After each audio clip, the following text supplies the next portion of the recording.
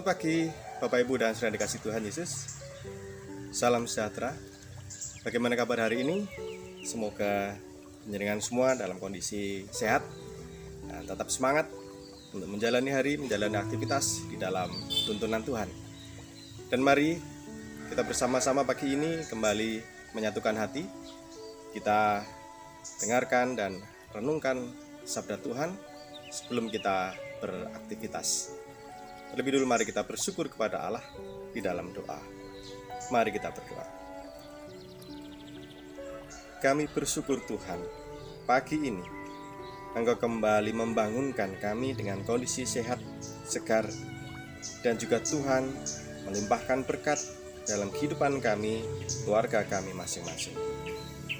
Dengan penuh syukur dan sukacita kami akan memulai hari kami, aktivitas, karya, dan pelayanan kami. Dan kami percaya sebagaimana Engkau telah menyertai kehidupan kami di hari-hari yang lalu, hari ini pun Tuhan akan menyertai dan menuntun kehidupan kami. Berkati kami ya Allah, dan biarlah hidup kami juga boleh menjadi berkat buat orang lain. Saat ini kami bersama akan mendengarkan dan merenungkan sabda-Mu. Roh Kudus kiranya menuntun kami, memampukan kami, menerangi hati pikiran kami untuk boleh mengerti, memahami dan juga melakukan apa yang menjadi perintah-Mu.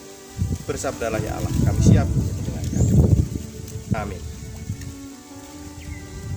Ibu, Bapak, dan saudara dikasih Tuhan, firman Tuhan pagi ini akan kita baca dan kita renungkan dari Injil Lukas pasal 10 ayat yang ketiga. Lukas 10 ayat ketiga yang demikian sabda Tuhan.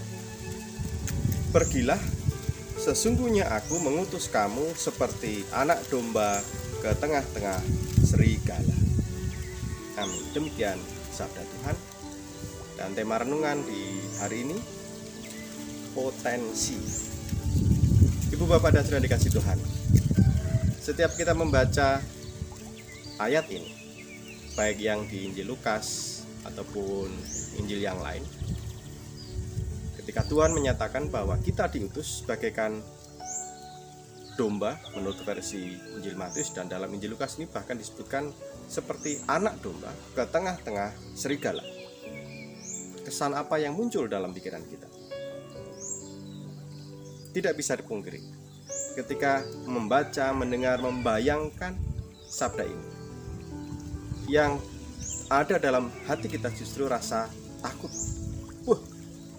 Domba diutus ke tengah serigala. Situasi yang sangat-sangat menakutkan. Bahaya, ancaman, kegagalan, musuh, dan persoalan-persoalan berat yang sepertinya tidak mungkin bisa dihadapi apalagi diselesaikan. Wong kita hanya domba, bahkan anak domba menurut versi Lukas ini, dikirim ke tengah-tengah serigala yang sedemikian ganas. Sudut pandang negatif, sudut pandang pesimis setiap kali kita membaca atau mendengar sabda Tuhan. Tetapi apakah memang demikian ketika Tuhan Yesus menyatakan bahwa kita bagaikan anak domba yang diutus ke tengah-tengah serigala? Itu supaya kita merasakan persoalan yang berat, kemudian ancaman, dan bahkan mungkin celaka. Apakah Tuhan merancang yang seperti itu? Kita lihat dari sudut pandang yang berbeda, sudut pandang Allah, sudut pandang yang positif. Ibu, Bapak, dan saudara dikasih Tuhan, sudut pandang kita sebagai manusia yang melihat dari sisi negatif memang merasakan teks ini seolah-olah menjerumuskan kita dalam situasi yang sulit atau memaksa kita untuk terjun ke dalam kondisi yang di luar kuasa kita.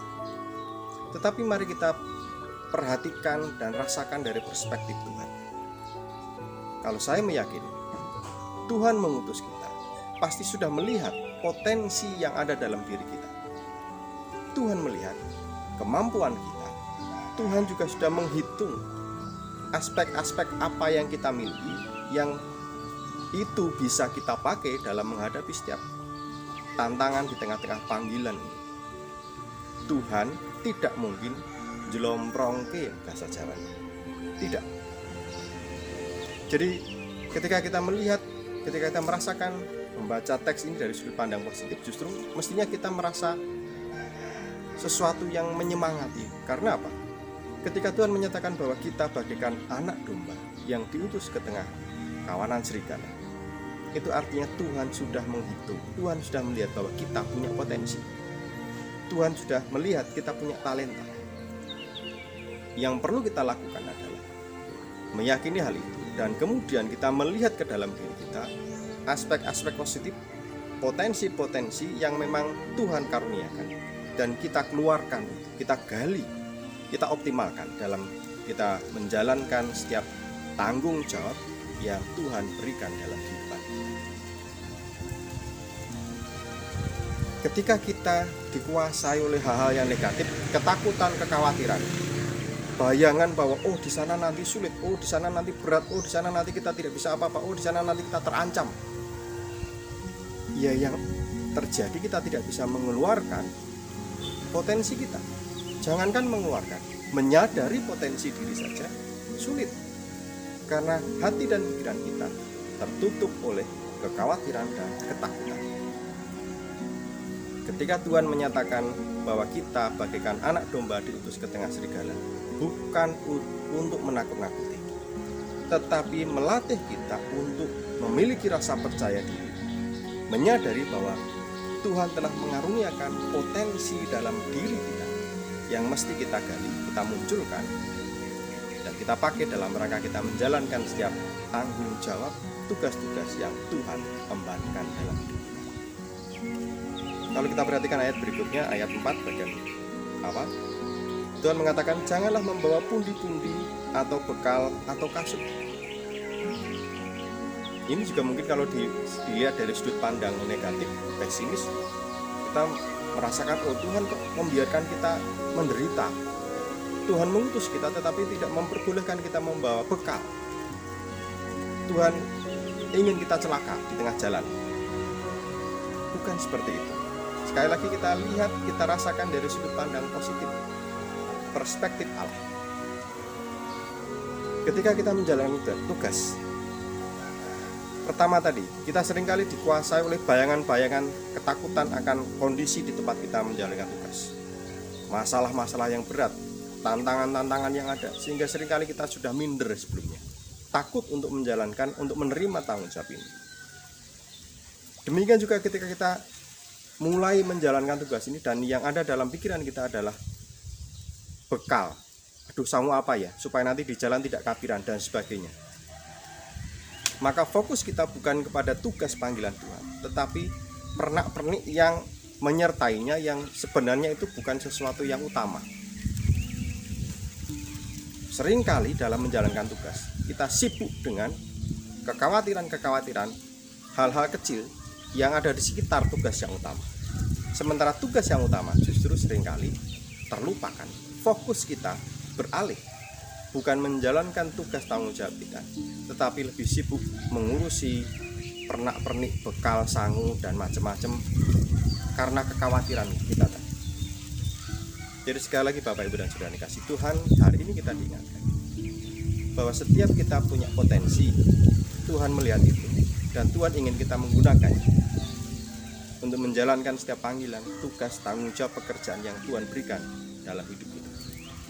Dan jangan pernah khawatir, jangan pernah mau dibebani dengan hal-hal yang membuat kita hilang fokus dari tugas panggilan utama kita, pekerjaan kita, hal-hal yang Tuhan bebankan atau Tuhan embankan dalam hidup kita. Percaya bahwa Tuhan menyediakan, sebagaimana Tuhan telah mengaruniakan potensi talenta dalam hidup kita masing-masing.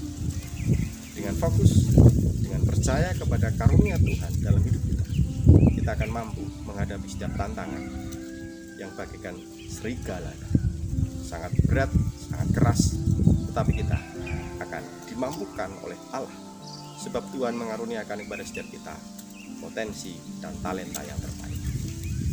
Selamat beraktivitas, selamat menjalankan tugas pemberian Tuhan. Tetaplah bersyukur dan jalani semua dengan penuh sukacita. Tuhan memberkati. Amin.